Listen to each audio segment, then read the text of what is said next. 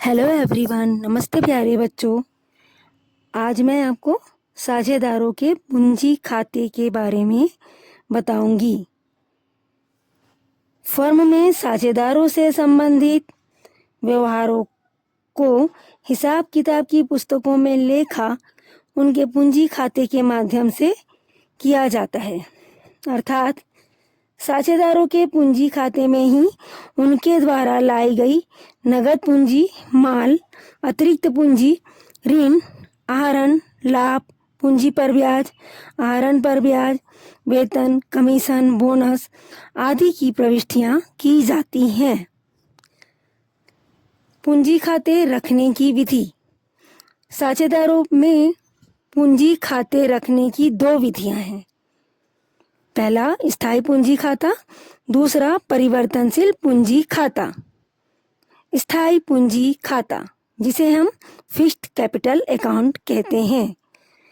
इस विधि के अंतर्गत साझेदारों द्वारा लगाई गई पूंजी सदैव स्थिर होती है और साझेदारी की अवधि में इस पूंजी में कोई कमी या वृद्धि नहीं की जाती है। चूंकि इस विधि में साझेदारों के पूंजी खाते अपरिवर्तनीय होते हैं, अतः एक अतिरिक्त खाता खोलने की आवश्यकता होती है, जिसमें साझेदारों से संबंधित अन्य व्यवहारों का लेखा किया जा सके। इस अतिरिक्त खाते को साझेदारों का चालू खाता कहते हैं। साझेदारों का चालू खाता। प्रत्येक साझेदार के लिए चालू खाता खोला जाता है।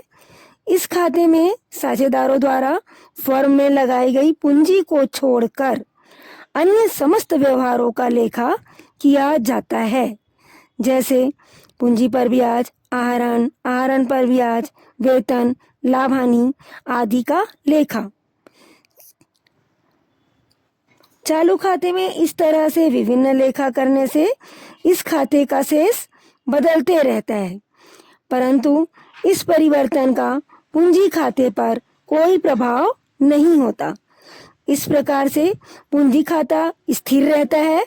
साझेदारों के चालू खाता का डेबिट शेष चिट्ठे में संपत्ति पक्ष में व क्रेडिट शेष दायित्व पक्ष में दर्शाते हैं। अर्थात यदि साझेदारों का पूंजी स्थायी है, ऐसी दशा में साझेदारों का पूंजी खाता और साझेदारों के लिए चालू खाता दोनों खाते तैयार किए जाते हैं। अब दूसरी विधि है परिवर्तनशील पूंजी खाता।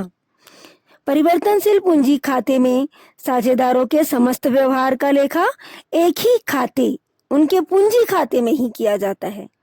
इसमें साझेदारों के चालू खाते नहीं बनाए जाते हैं। साझेदारों द्वारा लाई गई पूंजी, माल, अतिरिक्त पूंजी, वेतन, कमीशन, बोनस, पूंजी पर ब्याज, आहरण एवं उस पर ब्याज, लाभ हानि का लेखा पूंजी खाते में ही किया जाता है। इस खाते का शेष प्रतिवर्ष बदलते रहता है।